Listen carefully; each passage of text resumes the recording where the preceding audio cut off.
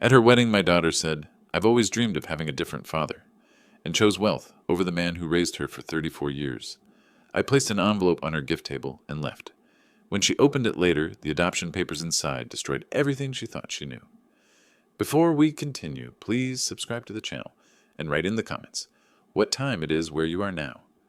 The early morning light filtered through my kitchen window here in Grand Rapids, casting long shadows across the worn linoleum floor I'd been meaning to replace for years. At 67, my hands still bore the calluses of 4 decades at the Ford plant, but they shook now as I held the manila envelope that would change everything. Inside lay adoption papers, trust fund documents, and a truth that had been buried for over 3 decades. I picked up Marlene's photograph, her gentle smile frozen in time from our last anniversary before the separation 2 years ago. Her words echoed in my memory with painful clarity. "Sometimes truth hurts, Irvin, but lies destroy." She'd been right, as always. The lies had been destroying our family piece by piece, and today on Celeste's wedding day, the destruction would finally end. My coffee maker gurgled softly in the corner, filling the quiet house with the rich aroma that had started every morning of my retirement. But this morning felt different, final. I set down Marlene's photo and closed my eyes, allowing myself to drift back 6 weeks, to the moment everything began to unravel. Dad, who are Sarah and David Chen, Celeste had stood in my living room, her designer heels clicking against the hardwood as she paced like a prosecutor presenting evidence. In her manicured hands she held a manila folder filled with photographs, images of me kneeling at a gravesite, placing flowers on a headstone that bore names she'd never heard before. "And why do you visit their grave every month I've had you follow Dad? 30 years of monthly visits to people I've never heard of? The wedding money is just a test. I want the truth." Her voice had been cold, calculating.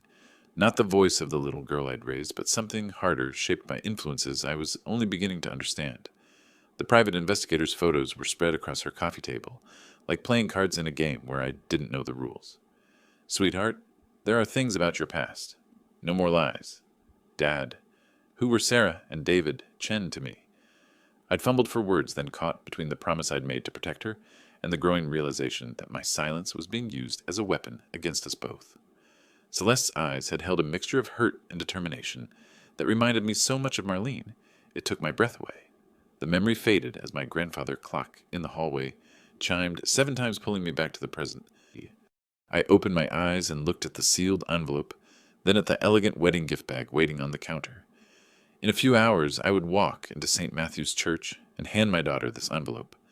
Not the check she expected, not the money she demanded, but something infinitely more valuable and dangerous. The truth about Sarah and David Chen. The truth about the $700,000 waiting in a trust fund she'd never known existed.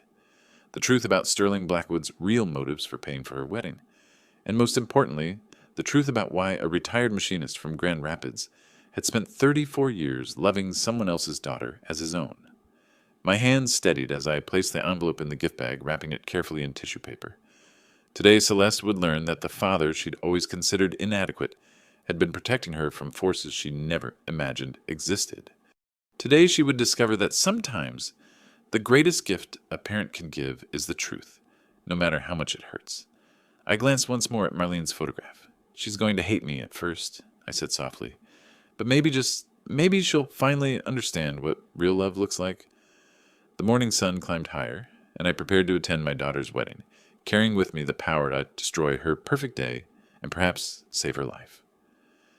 6 weeks ago, I pulled into Celeste's driveway with my heart full of pride and my head full of wedding plans. My daughter had called the night before, asking me to come over to discuss her big day.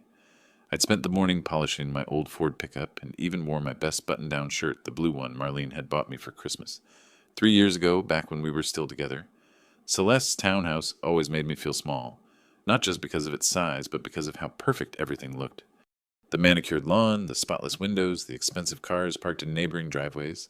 This was the life I'd worked 60-hour weeks to give her: the education, the opportunities, the chance to rise above what I could offer.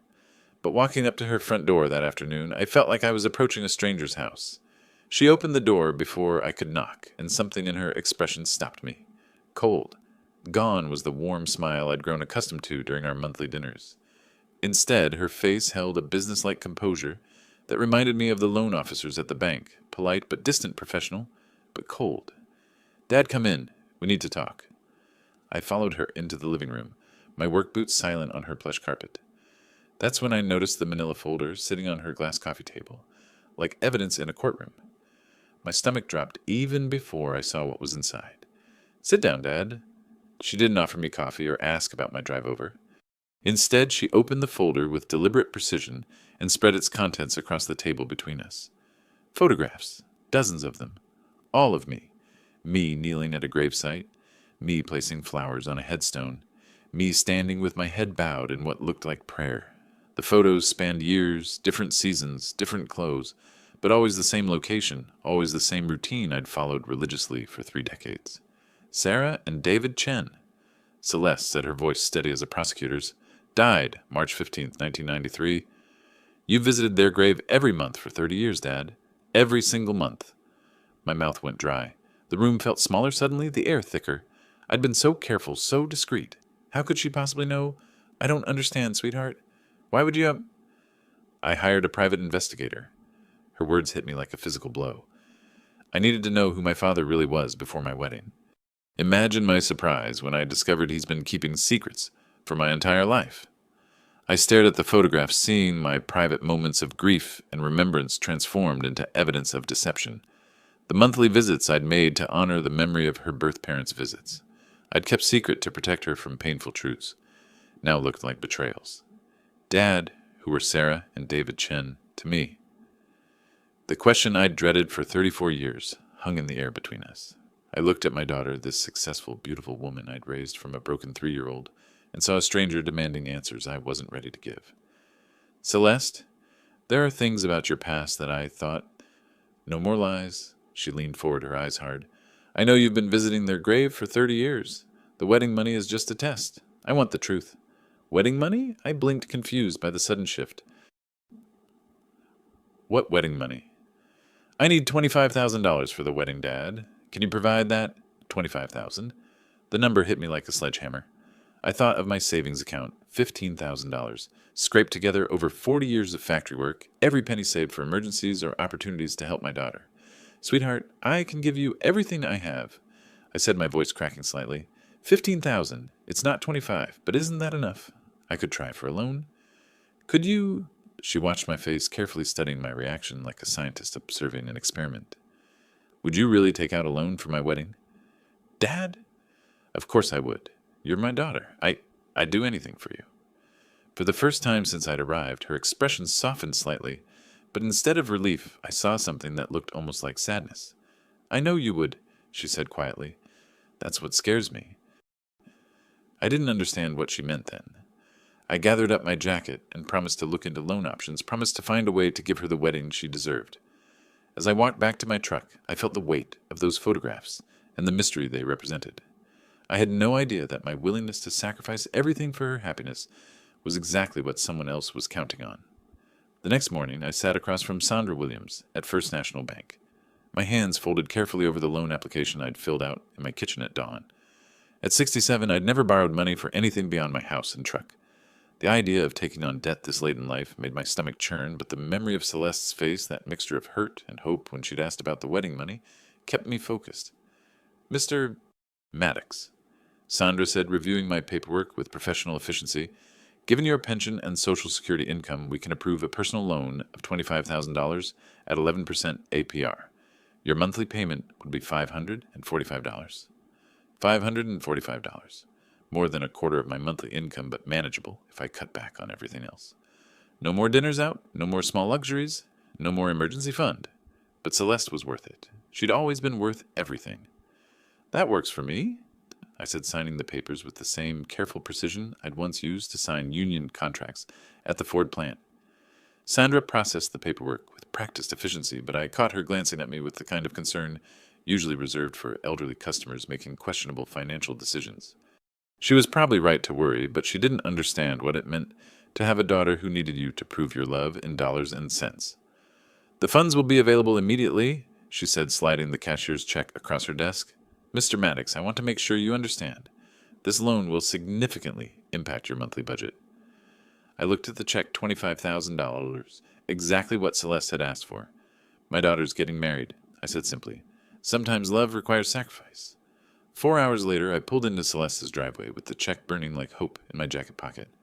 I'd called ahead telling her I had good news about the wedding money. Her voice had sounded different on the phone, lighter, almost relieved, and I'd allowed myself to believe that maybe, just maybe, providing this money would bridge the gap that had opened between us.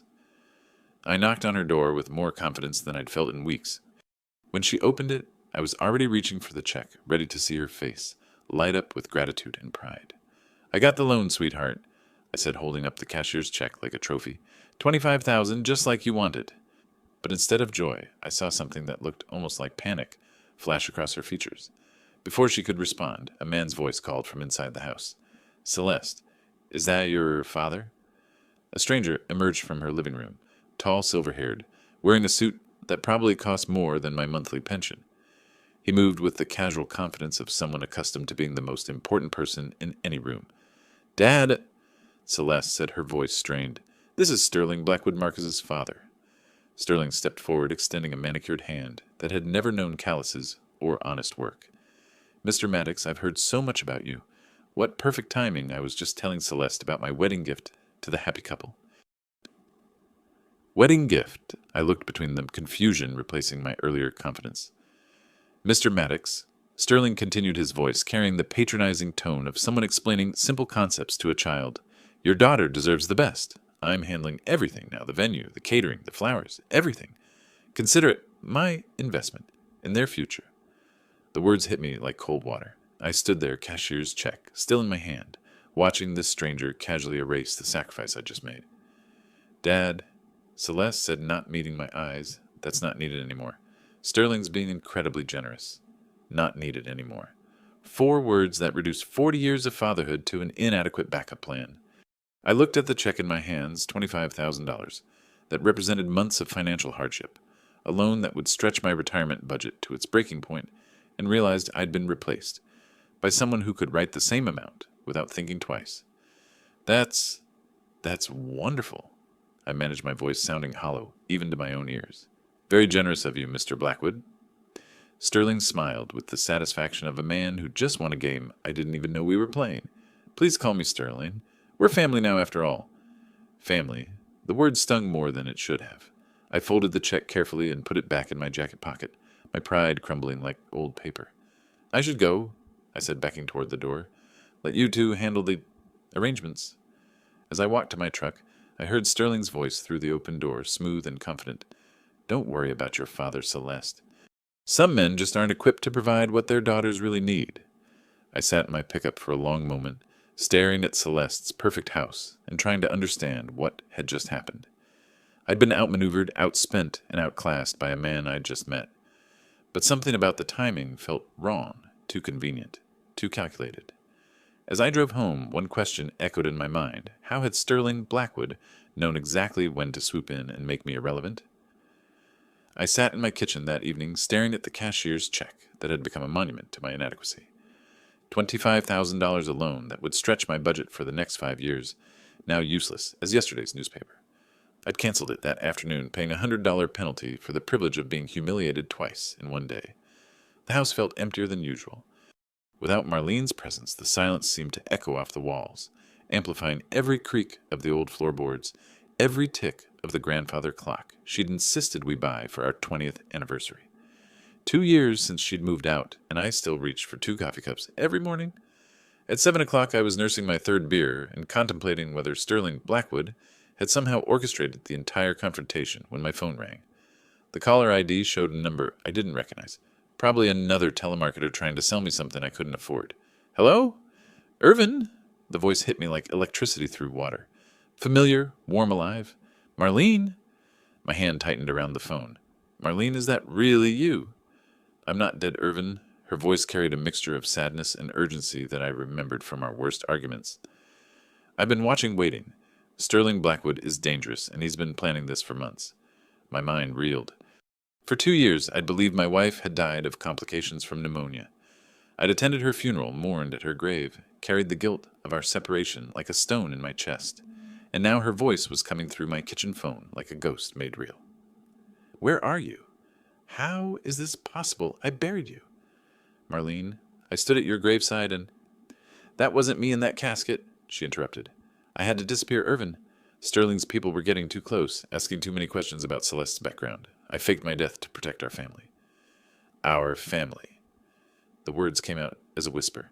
Celeste thinks you're dead. She grieved for you. I know, and it breaks my heart. But if I'd stayed, Sterling would have gotten to the truth sooner. I've been living in Canada, working with a private investigator to build a case against him. Before I could process what she was saying, I heard footsteps on my front porch. Through the window, I saw Jasper Henley, my 72-year-old neighbor, climbing the steps with the determined gait of a man on a mission. Hold on, Marlene. Jasper's here. I opened the door to find my neighbor holding the manila envelope, his weathered face grim with concern. Irvin, we need to talk, Jasper said, pushing past me into the kitchen. That rich bastard Sterling Blackwood has been digging into your family for months. I've got proof. Jasper, I'm on the phone with Marlene? He finished, not looking surprised. I know. She called me 20 minutes ago, said it was time to bring you into the loop. I stared between the phone and my neighbor, feeling like I'd stepped into someone else's life. You knew she was alive. Someone had to help her stay hidden, Jasper said, settling into Marlene's old chair at the kitchen table. Someone Sterling wouldn't think to investigate. A retired factory worker living on Social Security doesn't exactly scream international conspiracy. Put me on speaker, Irvan. Marlene's voice crackled through the phone. I fumbled with the buttons, my hands shaking. When her voice filled the kitchen, it felt like she was sitting right there with us, just like old times when we'd hash out problems over coffee and cigarettes. Jasper, show him what we found, she said.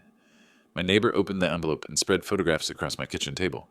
Not cemetery photos this time, but surveillance shots of Sterling Blackwood, meeting with various men in expensive suits, documents with legal letterheads and bank statements that made my eyes water. Sterling's not just a restaurant owner, Marlene explained. He's been running financial scams for years, targeting families with hidden assets. When his son started dating Celeste, he had her investigated. That's when he discovered something that made him very interested in controlling her future. What kind of something? I asked, though a part of me already dreaded the answer. Irvin, Marlene's voice grew softer, more careful. Do you remember what Sarah and David Chen did for a living? They were scientists, researchers at the university. They were more than that.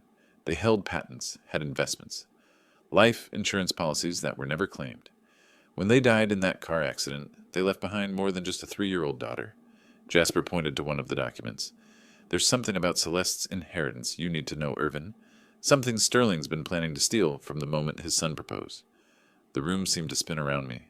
My daughter, my wife, alive. Sterling's manipulation, it was all connected to money I'd never known existed. How much money are we talking about? I asked. Marlene's pause told me everything I needed to know before she spoke the words that would change everything. The Grand Rapids Public Library had always been Marlene's favorite place for important conversations. Books don't judge, she used to say, and librarians mind their own business. So when she suggested we meet there the next morning, I wasn't surprised. What surprised me was seeing her walk through those familiar glass doors, alive and real, after 2 years of believing she was gone forever. She looked older, more cautious, her auburn hair, now streaked with silver I didn't remember. But when our eyes met across the reading room, 25 years of marriage collapsed the distance between us like it had never existed. Hello, Irvin, she said softly, settling into the chair across from me at our old corner table. Hello, Marlene? My voice cracked like a teenager's. I missed you. God, I missed you so much. I know. I'm sorry. She reached across the table and touched my hand, the first physical contact we'd had since our separation. I wanted to tell you, but Sterling's people were watching. If they'd known I was alive, they would have found out about Celeste sooner. She nodded, then opened a leather portfolio I hadn't noticed her carrying. There's so much you need to know, Irvin, about why I had to disappear, about what Sterling's really after. The documents she spread across the table looked official bank statements, legal papers, insurance policies, all bearing the names Sarah and David Chen. I recognized some of the paperwork from our adoption proceedings 34 years ago, but there were others I'd never seen. When Sarah and David died in that car accident, Marlene began keeping her voice low. They left behind more than just a 3-year-old daughter. David held 17 patents for industrial processes. Sarah had invested heavily in technology stocks that exploded in value during the dot-com boom, plus life insurance death benefits, research grants that were never claimed. She pointed to a bank statement that made my eyes widen. $700,000, Irvin. That's what Celeste is set to inherit on her 35th birthday, or sooner, if she learns the truth about her biological parents. 700,000. The number hit me like a physical blow. More money than I'd see in 10 lifetimes sitting in an account my daughter didn't even know existed. Sterling knows about this. He's known for months. That's why he's so interested in controlling her future. Why he's paying for the wedding. Why he's working so hard to replace you in her life. The pieces fell into place with sickening clarity. Sterling's perfectly timed intervention with the wedding money, his patronizing attitude, the way he'd maneuvered himself into the father role, it was all calculated to ensure Celeste remained under his influence when she gained access to her inheritance. "We need to see a lawyer," I said. 3 hours later, we sat in the office of Harold Patterson, the estate attorney, who'd been managing the Chen Trust Fund since 1993. Patterson was a thin, precise man in his 60s, who spoke with the careful diction of someone accustomed to delivering life-changing news. "The trust is quite clear," he explained, adjusting his wire-rimmed glasses. "Miss Celeste Maddox, born Celeste Chen, gains full access to the principal and accumulated interest on her 35th birthday, which is next month. Alternatively, access can be granted immediately upon confirmation of her identity and understanding of her biological parents' circumstances." "What kind of confirmation?" Marlene asked. "Birth certificate, adoption records, death certificates of the biological parents. Standard documentation to prevent fraud." I thought of the envelope I'd prepared that morning containing exactly those documents. "Mr. Patterson, has anyone else inquired about this trust?"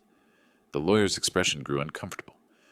"I'm not supposed to discuss other parties' interest, but given the unusual circumstances, yes. Mr. Sterling Blackwood has made several inquiries about blocking access to this information. He's claimed to be acting in Miss Maddox's best interests, suggesting she's not emotionally prepared to handle such a revelation. He's trying to keep her from her own inheritance." Marlene said, her voice tight with anger. "It appears that way, yes. He's even suggested that the adoptive parents might be unstable, and that revealing the truth could cause psychological harm." Unstable. Sterling had been building a case to paint us as unfit guardians of information about our own daughter's heritage. The manipulation ran deeper than I'd imagined. "What happens if she marries before learning the truth?" I asked. "Michigan is a community property state with some exceptions. If she marries without knowing about the inheritance, her husband could potentially claim rights to half the assets, especially if he can demonstrate he influenced her financial decisions during the marriage." The room fell silent as the full scope of Sterling's plan became clear. By keeping Celeste ignorant of her inheritance, by positioning himself as her benefactor and father figure, by ensuring his son married her before she turned 35, Sterling was orchestrating the theft of $700,000. "We have to tell her," I said finally. "Before the wedding, before it's too late." Marlene squeezed my hand. "We have to tell Celeste the truth before Sterling destroys her." But even as I said the words, I wondered if our daughter would believe us, or if Sterling's influence had already poisoned her against the parents who'd loved her enough to keep her inheritance secret until she was ready to handle it. The invitation to the engagement party at Brookside Country Club arrived on cream-colored cardstock that probably cost more than my monthly grocery budget. Cocktail attire suggested. It read, which sent me to the mall for the first time in 5 years to buy a navy blazer I couldn't afford but refused to show up without. I should have known I was walking into enemy territory the moment the valet took my keys to my 15-year-old Ford pickup. The parking lot was a showcase of German luxury BMWs, Mercedes, and cars I couldn't even identify, but knew cost more than my annual pension. I straightened my new tie and walked through doors that whispered money with every polished surface. The country club's main ballroom buzzed with conversation that sounded different from any gathering I'd ever attended. These people didn't talk about mortgage payments or grocery prices. They discussed vacation homes and investment portfolios, with the casual ease of folks debating the weather.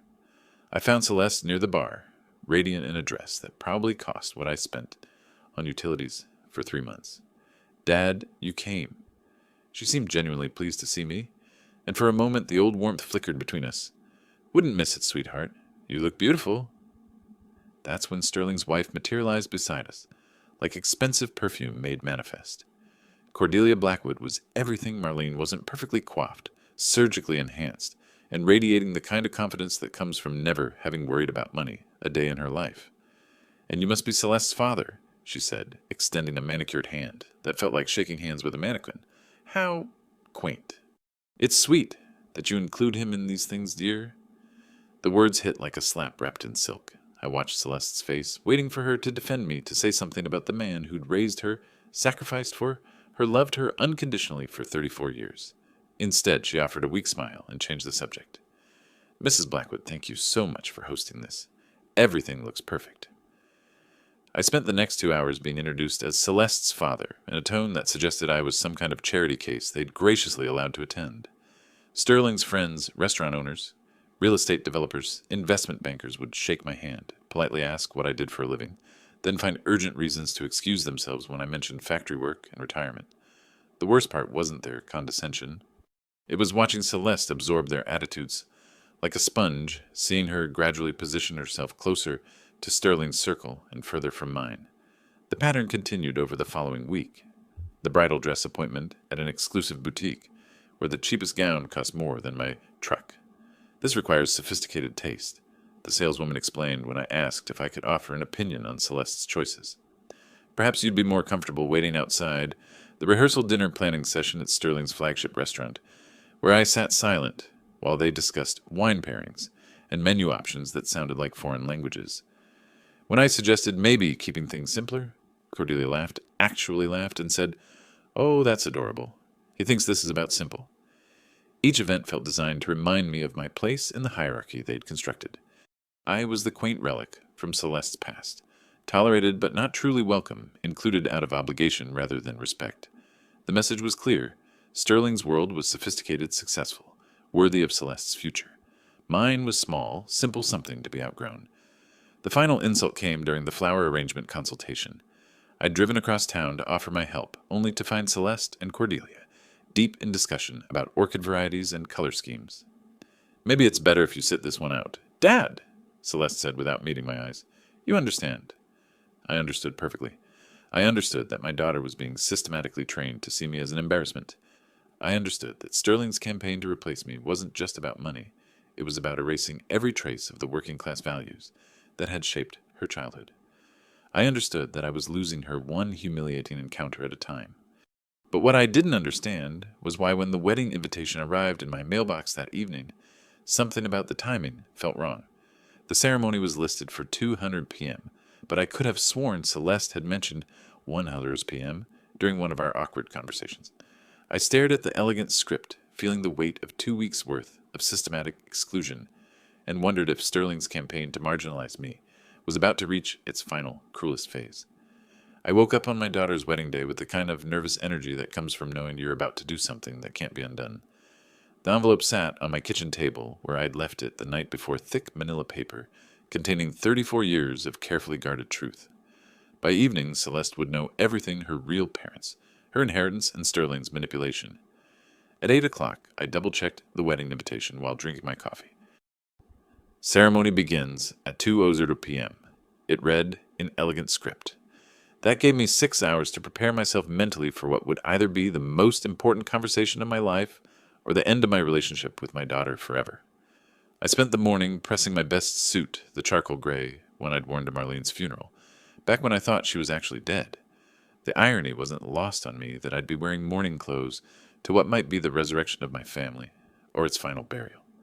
By noon, I was dressed and ready, the envelope tucked safely in my jacket's inner pocket. I had 2 hours to kill, so I sat in my living room, staring at the photographs on the mantelpiece. Celeste's high school graduation, where she'd hugged me tight and whispered, "Thank you for everything, Dad." Her college commencement, where she'd introduced me to her professors as the man who made this possible. When had gratitude turned into embarrassment? When had love become something to be managed, rather than treasured? At 12:45, I decided to head to St. Matthew's Church early. Better to arrive with time to spare than risk being late for the most important moment of my daughter's life. The drive across town took 15 minutes, and I pulled into the church parking lot, feeling as prepared as a man could be for such an impossible conversation. That's when I noticed the other cars, lots of them, and people in formal attire walking toward the church entrance with the purposeful stride of guests who didn't want to be late. I checked my watch, only 1:00 p.m. The ceremony wasn't supposed to start for another hour. Confused, I approached the church steps where other guests were hurrying inside. Through the heavy oak doors, I could hear organ music, not the prelude music that usually plays before a ceremony, but the processional march that accompanies the bride's entrance. "Excuse me," I called to a woman in an expensive navy dress who was rushing past me. "Is the ceremony starting now?" She paused, looking at me with mild confusion. "Yes, of course. We're already running a few minutes late." She glanced at her watch. "The ceremony started at 1 o'clock. 1 o'clock. My stomach dropped like a stone. I fumbled for my invitation, pulling it from my jacket pocket with shaking hands. There it was, clear as day, 2:00 p.m. "That's strange," the woman said, looking at my invitation. "Mine says 1:00 p.m. Are you family?" The word stuck in my throat. I'm the bride's father." Her face went through a series of expressions: surprise, confusion, and finally a kind of horrified understanding. "Oh my goodness. There must have been some mistake with the printing. The ceremony started 20 minutes ago." A mistake. That's what she called it. But as I stood there holding my invitation with its deliberately altered time, I understood the truth with crystal clarity. This wasn't a printing error. This was the final phase of Sterling Blackwood's campaign to erase me from my daughter's life. I walked to one of the church's stained glass windows and peered inside. There at the altar stood Celeste in her white gown, radiant and beautiful. Beside her was Marcus, looking nervous but happy. And there in the front pew, where the father of the bride should have been sitting, was Sterling Blackwood, accepting congratulations from guests as if he belonged there. But the image that broke my heart was seeing Sterling at the altar itself. He had walked my daughter down the aisle. He had given her away. He had taken the place that should have been mine by right of 34 years of love, sacrifice, and devotion. I stood outside that church window watching my daughter's wedding, like a stranger understanding finally that Sterling hadn't just wanted to replace me, he had succeeded. The wrong invitation time wasn't cruel coincidence. It was calculated precision. He had orchestrated my absence from the most important moment of Celeste's life, ensuring that his role as her benefactor and father figure would be complete and uncontested. Jasper found me there 20 minutes later, standing in the parking lot with tears I didn't remember shedding. "Irvin," he said softly, "I'm sorry. I tried calling to warn you, but it's over," I said, my voice hollow. "He won." "No," Jasper replied firmly. "It's not over until you say it's over. You still have that envelope. You still have the truth." I looked at the church where guests were beginning to emerge for the transition to the reception. In a few minutes I would have my chance to speak to Celeste, to deliver the truth that would change everything. Sterling Blackwood had stolen my place at the altar, but he couldn't steal what came next. The reception hall at St. Matthew's had been transformed into something from a magazine: crystal chandeliers, casting warm light over round tables, draped in ivory linens, centerpieces of white roses, and baby's breath that probably cost more than my monthly grocery budget. 150 guests mingled with champagne glasses, their laughter and conversation creating the soundtrack of celebration I'd been excluded from witnessing. I slipped through the entrance quietly, just another guest in a dark suit, invisible among Sterling's wealthy friends and business associates. The envelope in my jacket felt heavier than it should have weighted, with 34 years of truth that would soon reshape everything these people thought they knew about the bride and her family. The gift table sat near the entrance, already laden with elegantly wrapped packages and cream-colored envelopes that undoubtedly contained generous checks from people who measured love in dollar amounts. I approached it casually, as if I belonged there, and placed my envelope among the others. To anyone watching, it looked like just another wedding gift from just another guest. They had no idea it contained the power to destroy everything Sterling had built. "Ladies and gentlemen," the wedding coordinator announced, tapping her champagne glass with a silver spoon, "the bride would like to say a few words." The room quieted as Celeste rose from the head table, radiant in her designer gown, her face glowing with the happiness every father dreams of seeing on his daughter's wedding day. She lifted her champagne flute, and I found myself holding my breath, hoping against hope that some part of the little girl I'd raised still existed beneath the woman Sterling had helped create. "Thank you all for being here to celebrate this perfect day," she began, her voice carrying clearly across the reception hall. "There are so many people to thank, but I want to start with someone very special." My heart jumped. Maybe despite everything, she would acknowledge the man who'd raised her, who'd sacrificed everything for her happiness, who'd loved her unconditionally for 34 years. "Sterling Blackwood," she continued, turning toward her father-in-law with a smile that could have powered the chandeliers, "you've shown me what it means to have a father who truly cares." The words hit me like a physical blow, but what came next was worse. "I've always dreamed of having a different father," she said, her voice growing stronger, more confident. "Someone generous, successful, someone who could give me the life I deserved. Sterling, You're the father I never had. Thank you for showing me what real generosity looks like." The reception hall fell into the kind of silence that follows a car accident, shocked, uncomfortable, the kind of quiet that happens when people witness something they wish they hadn't seen. I felt every eye in the room flicker toward me, then quickly away, as if looking at me directly would somehow make them complicit in what they'd just witnessed. Sterling stood and embraced Celeste, his smile triumphant as he accepted the role she'd thrust upon him. "Celeste, you're the daughter I never had," he replied loud enough for everyone to hear. "You deserve nothing but the best." Around us the silence stretched uncomfortably. A few guests attempted polite applause, but it died quickly when they realized the cruelty of what they were witnessing. Others whispered behind hands, their faces showing the kind of second-hand embarrassment that comes from watching someone humiliate themselves publicly. I stood perfectly still, champagne glass steady in my hand, watching my daughter embrace her replacement father, while dismissing 3.5 decades of love as inadequate. No anger showed on my face, no hurt, just the calm understanding that this was exactly who she'd always been, and I'd finally stopped pretending otherwise. The photographer moved through the crowd, capturing moments of joy and celebration, though I noticed several guests requesting he delete the toast sequence. The image of a daughter publicly disowning the man who'd raised her wasn't the kind of memory people wanted preserved for posterity. I set my champagne glass on a nearby table and walked quietly toward the exit. No dramatic scene, no confrontation, just a dignified man removing himself from a situation where his presence was clearly unwanted. Behind me, the reception gradually resumed its celebration guests, pretending they hadn't witnessed a daughter publicly destroying the man who devoted his life to raising her. As I pushed through the heavy doors into the parking lot, I heard Sterling's voice through the open entrance, smooth and satisfied. "Don't worry about Celeste's father. Some men just aren't equipped to provide what their daughters really need." I walked to my truck with unusual peace, watching familiar Grand Rapids neighborhoods roll past my windows as I drove home.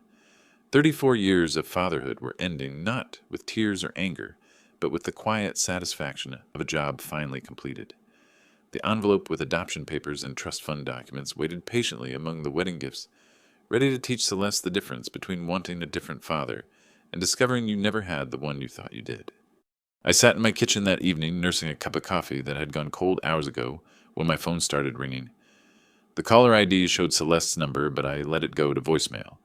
Then it rang again and again. By the 4th call, I knew the envelope had been opened. The truth was out there now, spreading through her perfect wedding reception like cracks through glass. 34 years of carefully guarded secrets laid bare in black and white legal documents that couldn't be dismissed or explained away. I imagined her face as she read those adoption papers, saw the names Sarah and David Chen for the first time, realized that everything she thought she knew about her identity had been built on what she'd call lies, but what I'd always called protection. I didn't answer the phone, not yet. She needed time to process what she'd discovered, and I needed time to prepare for whatever came next. The girl who'd publicly disowned me 3 hours ago was about to learn that the father she'd found so inadequate had been the only thing standing between her and Sterling Blackwood's manipulation. Around 6 o'clock, Marlene called me from Celeste's townhouse. "I'm here with her now," she said, her voice tired but determined. "She's in shock, Irvin. Complete shock. She keeps asking who she really is, where she comes from." "What did you tell her?" "The truth. About Sterling, about the trust fund, about why we kept the adoption secret all these years. She's starting to understand, but it's going to take time." Through the phone, I could hear voices in the background, Celeste crying, Marcus trying to comfort her, the sound of papers rustling as they went through the documents I'd included in that envelope. Birth certificates, death certificates, trust fund papers, and a detailed explanation of Sterling's investigation and manipulation. "Is she angry?" I asked. "She's confused." "She's hurt. But the anger isn't directed at you anymore, Irvin. She's beginning to see what Sterling really was." What Sterling was, past tense. Because by 9 o'clock that evening, Detective Morrison and 2 uniformed officers had arrived at Sterling's mansion with an arrest warrant. The evidence Marlene and I had gathered over the past month, financial records, witness statements, documentation of his attempts to block Celeste's access to information about her inheritance, had finally reached the right people. I learned about the arrest from Jasper, who'd been monitoring the police scanner in his basement, like he had since his retirement from the fire department. "They got him," he said, appearing at my back door with a grin that made him look 20 years younger. Sterling Blackwood arrested on charges of financial fraud and conspiracy.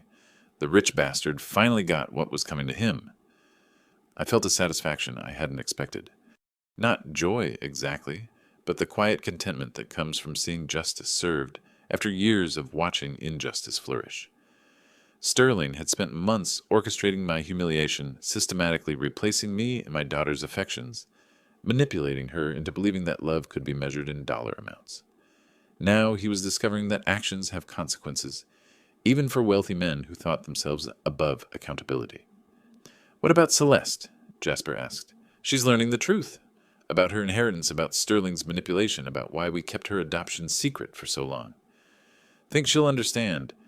I stared out my kitchen window at the house where I'd raised her, where I'd taught her to ride a bike in the driveway, where I'd helped her with homework at the dining room table, where I'd celebrated every birthday and milestone for 34 years.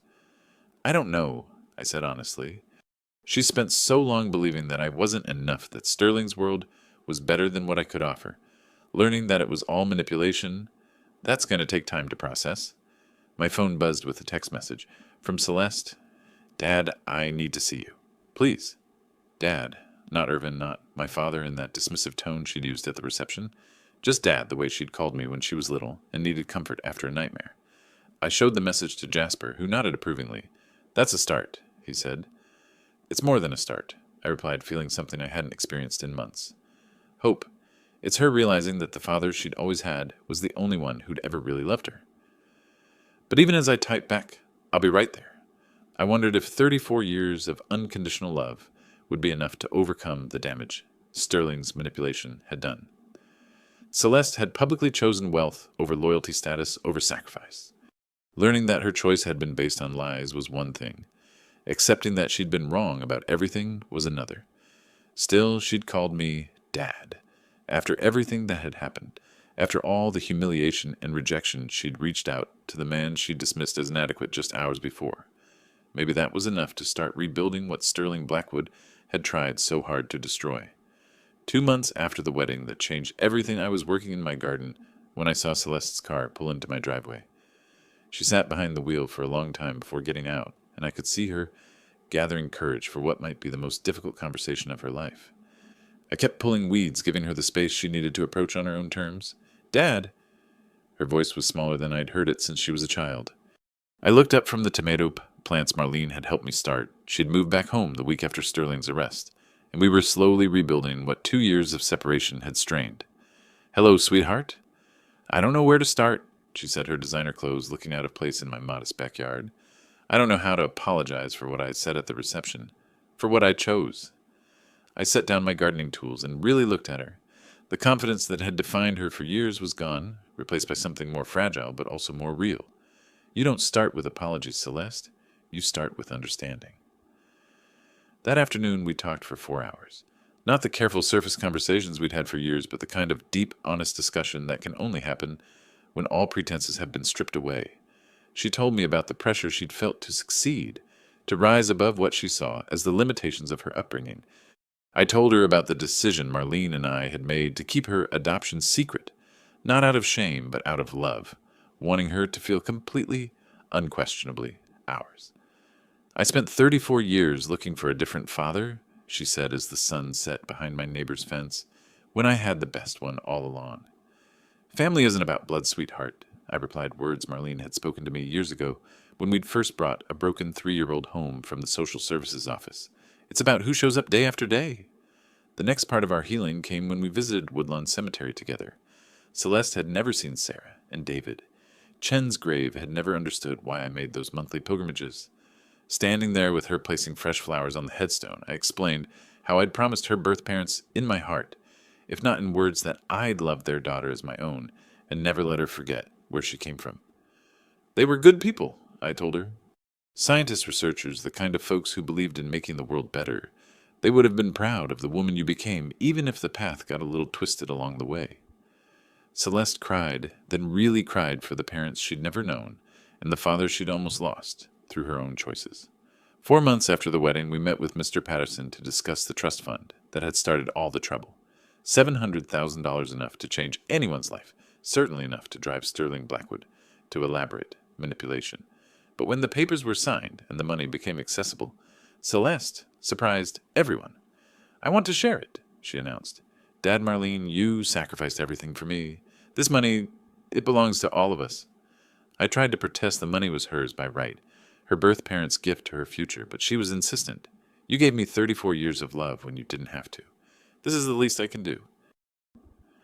We used part of the money to set up a scholarship fund for children from working-class families, kids who needed help reaching for dreams their parents couldn't afford to support.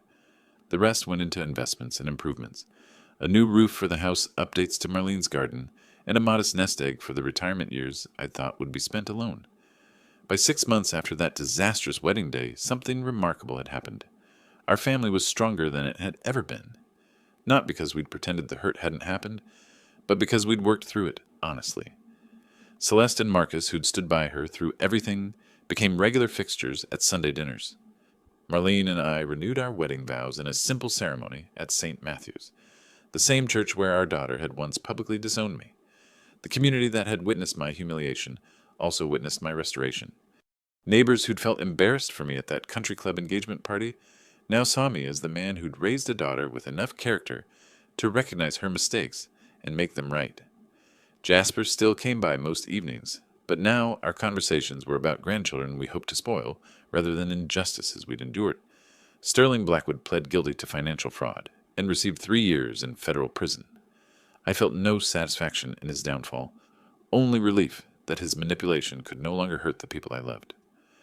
On a warm evening in September, 6 months after the wedding that had nearly destroyed us, I sat on my front porch with Marlene and Celeste, watching the sunset paint the sky in colors that reminded me why hope never really dies.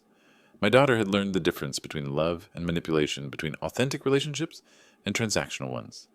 Most importantly, she'd learned that the father she'd always had was the only one she'd ever really needed. Sometimes the greatest betrayal stories teach us the most profound lessons about love. Irvin's journey reminds us that authentic relationships aren't built on wealth or status, but on daily acts of devotion and sacrifice. Like the grandpa stories our own families tell, his tale shows us that real fathers aren't defined by biology, but by who chooses to show up when life gets difficult. God works in mysterious ways, and perhaps he allowed Sterling's manipulation to reveal what truly mattered. When we face our darkest moments, God often uses them to strip away illusions and show us authentic love. Through 34 years of patient devotion, God was working through Irvin's hands, teaching Celeste that chosen family bonds run deeper than blood.